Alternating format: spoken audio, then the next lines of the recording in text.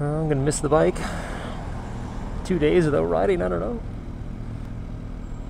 I guess if it all works out, this is Tuesday, so if everything works out, it'll be Thursday. They'll bring it by. And here we are.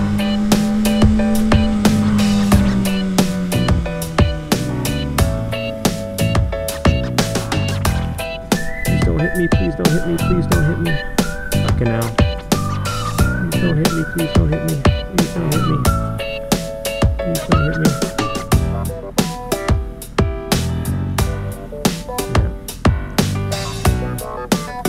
Yeah. The cars have no trouble splitting with motorcycles, so I don't understand why we're not allowed to split lanes with them. I am out on the bike. Finally. After almost, it would have been 3 weeks on Tuesday. This is Sunday, so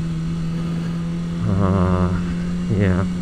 This is probably the longest I've gone without riding since I got my license. So roughly 3 weeks ago, I took the motorcycle in for some work.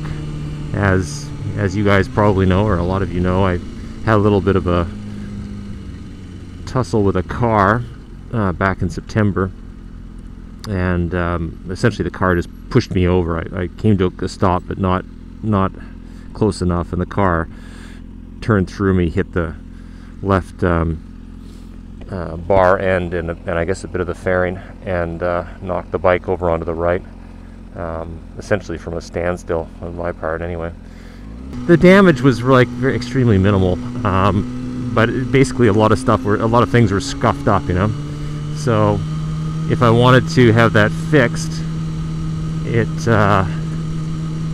I still have to pay my $500 deductible. So I figured, why not? You know, they did the estimate was enormous. There was like thousands of dollars worth of damage, right? I mean, because all these plastic bits were scuffed. You know, they had to do the front cowling, the right top fender, right top fairing. They even did the tail fairing. Ooh. Yeah, rear brake is rather effective now. And they did the I'll probably go over this later, because this is, suffice to say, is I had a lot of crap. There's a lot of things that were scuffed, so they were going to do all that work, right? And I said to them, hey, well, you know, what happens if we just get some aftermarket parts, and you know, I'll pay for the difference in cost and the aftermarket stuff, and then you guys work out the labor, you know, like well, you know, if there's any excess labor to install my stuff or whatever, we'll just do that. And then I figured, you know, while it's there, it's you know, it's pretty close to its 24,000 kilometers, so why not have the 24K inspection done as well, because that's like a big one. So I took it in for that. So that the estimate was 2 days, right? A day for the insurance stuff, and then a day to do the 24K inspection. So I figured, I took it in on Tuesday. I figured, okay, well, I'll have it back Thursday, Friday at the latest. And the weather was fantastic, by the way, so I'd be good for the weekend. So I called them on the Thursday, or I think I called them on the Friday. You know, I didn't hear from them on Thursday, so I called them on Friday to see what was going on. And the guy says, oh, okay, well, you know, the bike's basically ready to go. You know, we're just going to do a test ride to see how it's running, and we should be able to drop it off for you. So then he calls me back later and says, well, they took it for a test ride, and the bike is missing around 8,000 RPM. They went through basically all of the work they had done on the bike again. And I guess, you know, when you're replacing the cowling and stuff, you know, there's a lot of, you're filling with the wiring, and there's obviously the work they did for the inspection of, you know, maybe the valves were not, the clearances weren't correct. So anyway, they basically redid all that stuff. And after that, they said, well, you know, it's still missing. We don't know what's going on. So then they got like a donor bike, you know, a similar bike, and they started swapping parts out, because the computer was telling them that it was electrical. So they started swapping out coils and throttle bodies and like every conceivable thing that might be related. And in the end, they did all that, and this is like a week later. It's still missing, right? So then the guy says, "Well, look, we've replaced everything else. We're going to have to try a new wiring harness, right?" So, because we can't think of anything else. So they've been like back and forth with Kawasaki in Japan and shit, trying to like ask for guidance on this thing because they've never really seen a problem like this before. So they go to, they order in a new wiring harness. They put that baby in. It still has the same problem.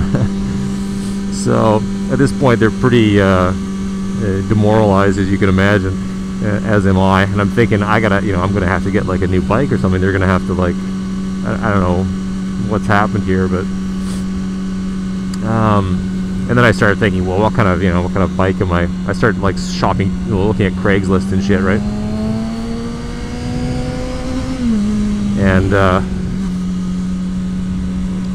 And so I don't know. I'm thinking like, well, maybe I'll get a Ninja 250 for the rest of the winter, and then think about something else in there.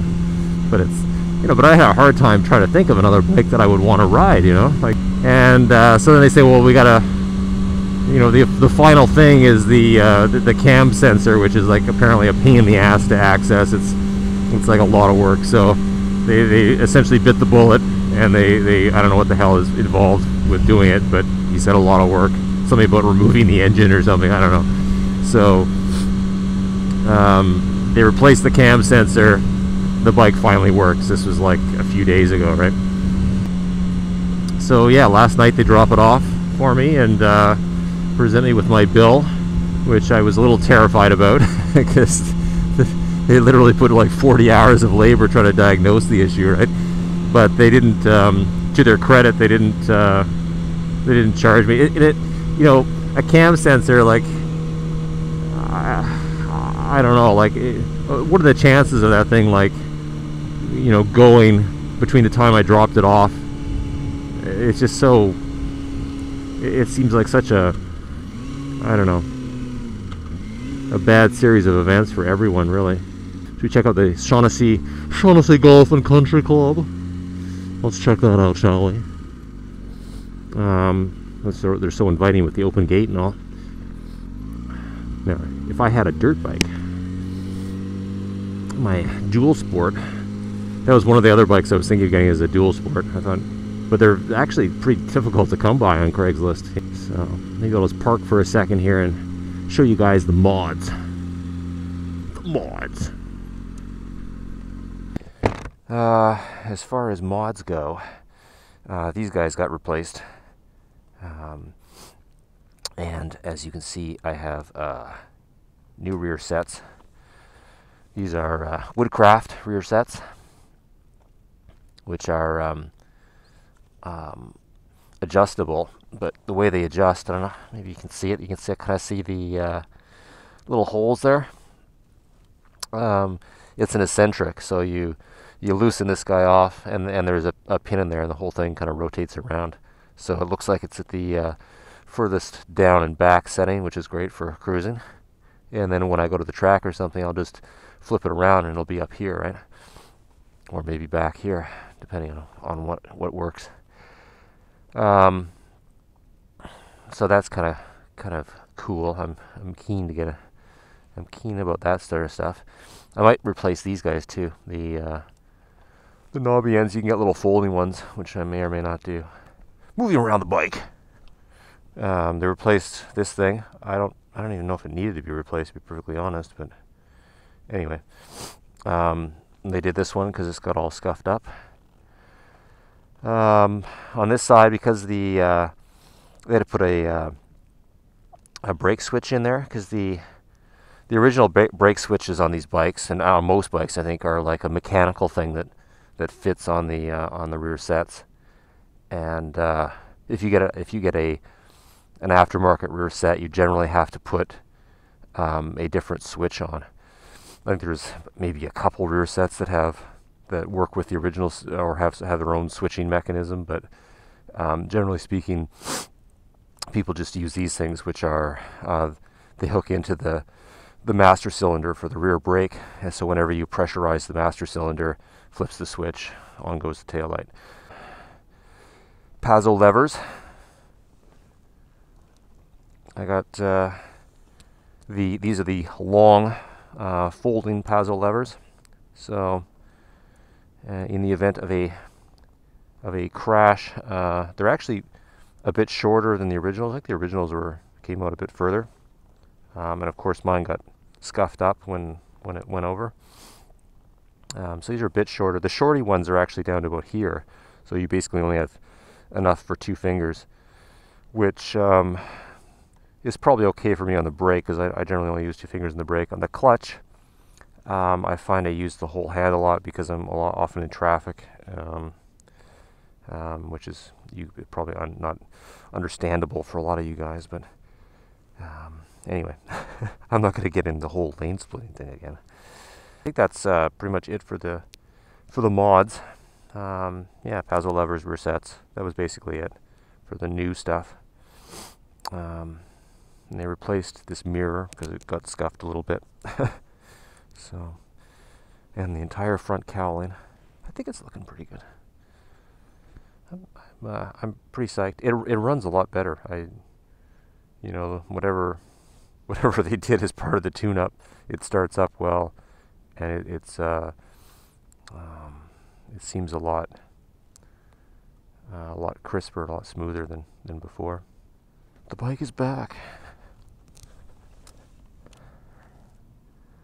and she's good to go. You know, I mean, everything is basically perfect.